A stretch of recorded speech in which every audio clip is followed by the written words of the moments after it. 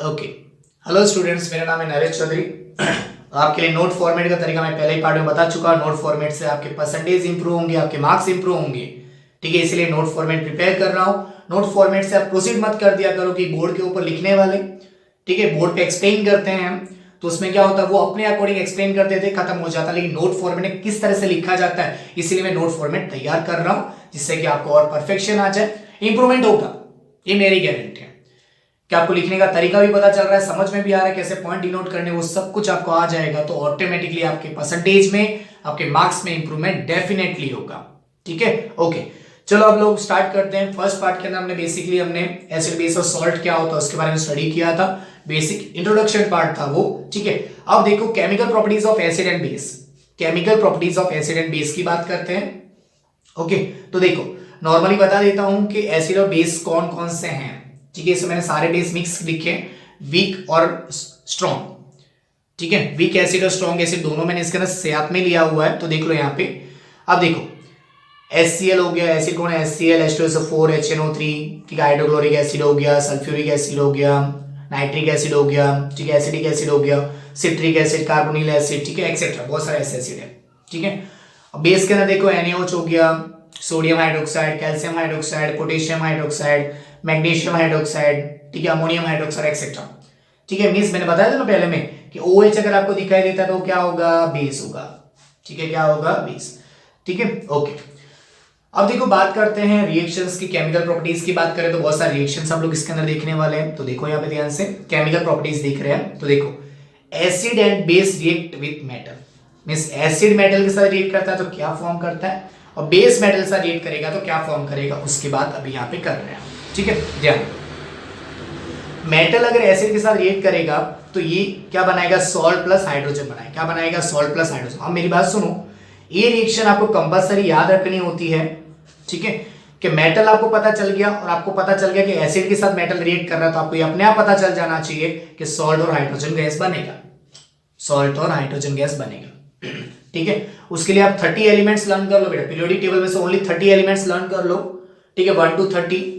और उस 30 एलिमेंट्स में आप क्या करना कि उन्हीं 30 एलिमेंट्स में से मेटल अलग कर लो, नॉन मेटल अलग कर लो और मेटलॉइड अलग कर लो, 30 एलिमेंट्स में से ही। ठीक है, जिससे यहाँ पे इजी हो, जैसे जिंक आ गया, जिंक क्या मेटल है, पता चल गया आपको। H2SO4 दिया तो आपको पता चल गया एसिड है, मींस कि मेटल की एसिड के साथ रिएक्शन है। तो मेटल की एसिड के साथ रिएक्शन है तो क्या बनेगा, सॉल्ट प्लस हाइड्रोजन गैस, आपको पता ही है। तो आप क्या करना, सबसे पहले बैलेंसिंग आप सीख चुके हो फर्स्ट चैप्टर में, तो आप क्या करो, सबसे पहले हाइड्रोजन निकालो। हाइड्रोजन गैस तो पता ही है ना, H2 होता है, तो H2 यहां से हटा दो। तो अब यहाँ पे देखो H2 कौन है, यहाँ पे ये रहा, तो H2 देखो, H2 से H2 बन गया, तो H2 से H2 कैंसिल आउट हो गया। अब बचा क्या, जिंक बचा और सल्फेट बचा, तो क्या बन गया, जिंक सल्फेट। देखो जिंक सल्फेट, सिंपल तरीका है, जो चीज पता है उससे पहले निकाल दो, बाद में जो बचा कुचा होगा उससे क्या बन जाएगा, सॉल्ट बन जाएगा। समझ में आ रही बात। ठीक है, देखो मैंने क्या बोला, हाइड्रोजन गैस रिमूव होता है, हाइड्रोजन हमें पता है H2 होता है, तो देखो H2, दो हाइड्रोजन देखो रिमूव हो गया, कैंसिल आउट हो गया यहाँ से। ठीक है, अब क्या बचा, जिंक बचा और सल्फेट बचा, तो इससे क्या बन जाएगा, सॉल्ट बन जाएगा। यही तो है हमारा सॉल्ट प्लस हाइड्रोजन गैस, तो हो गया, बैलेंस भी हो गई रिएक्शन। देखो 1 जिंक है, 1 जिंक हो गया, 2 हाइड्रोजन है, 2 हाइड्रोजन हो गया, सल्फेट है, देखो पूरा सल्फेट आ गया, खत्म हो गया। समझ में आ रही बात। ठीक है, ओके। अब देखो in this reaction zinc metal displace hydrogen from sulphuric acid. क्या कर दिया, जिंक ने हाइड्रोजन को डिस्प्लेस कर दिया, this hydrogen is evolve the hydrogen gas. ये क्यों डिस्प्ले किया होगा पता है, रिएक्टिविटी सीरीज देखा था हमने। ठीक है, डिस्प्लेसमेंट रिएक्शन हमने देखा था, तो हाइड्रोजन से ज्यादा कौन एक्टिव होगा, जिंक।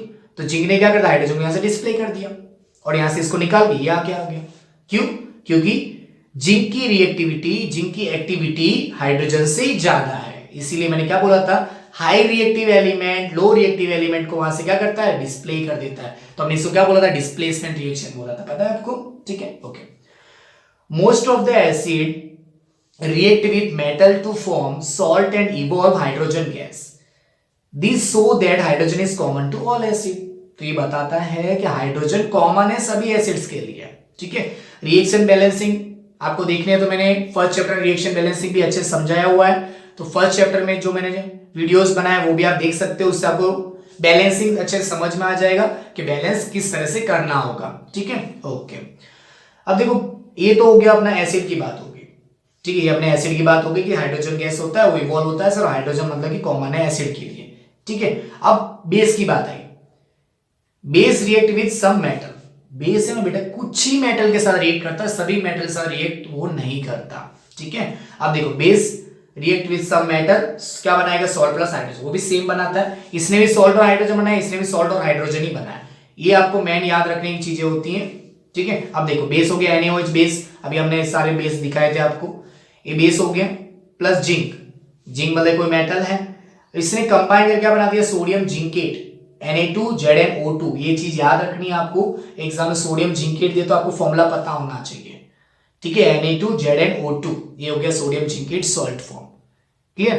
प्लस हो गया हाइड्रोजन गैस, अब किसकी बात करें, हाइड्रोजन गैस की बात करते हैं, ठीक है। तो हाइड्रोजन गैस रिवॉल्व हो गया, तो बाकी क्या बचेगा वो सब यहाँ पे अरेंज हो जाएगा, ठीक है। अब देखो नोट, इस नोट पे फोकस करना, नोट हमेशा इंपॉर्टेंट होता है बेटा। All the metals do not react with base, जितने भी मेटल्स हैं वो रिएक्ट नहीं करते, किससे, बेस से, to form salt and hydrogen. Mean salt और हाइड्रोजन फॉर्म करने के लिए सभी बेस इसमें इवॉल्व नहीं करते हैं, सभी इसके अंदर पार्टिसिपेट नहीं करते, समझ में आ रही बात। इसलिए सारे मेटल्स बेस से रिएक्ट नहीं करते हैं, और सभी मेटल्स अगर बेस से रिएक्ट भी करते हैं तो सॉल्ट और हाइड्रोजन गैस बनाए वो जरूरी नहीं होता, कुछ और कंपाउंड भी बना सकते हैं। इसलिए कुछ ही मेटल्स होते हैं जो सॉल्ट और हाइड्रोजन गैस रिमूव करवाते हैं, समझ में आता एक बार, ठीक है। ये बात कर ली हमने acid base react with metal, ठीक है, ये हमने सिंपल बात यहाँ पे कर ली, समझ में आ गया यहाँ पे सबको, ये पॉइंट क्लियर हुआ, ठीक है। ओके, तो इतनी चीजें आपको अच्छे से ध्यान रखनी है और इतना कवर करो, ठीक है। एक एक पॉइंट अच्छे से सिंपल ही पॉइंट एक्सप्लेन किए, उसको अच्छे से रिमेंबर करो और लर्न करने की ट्राई करो, okay. All the best and thank you.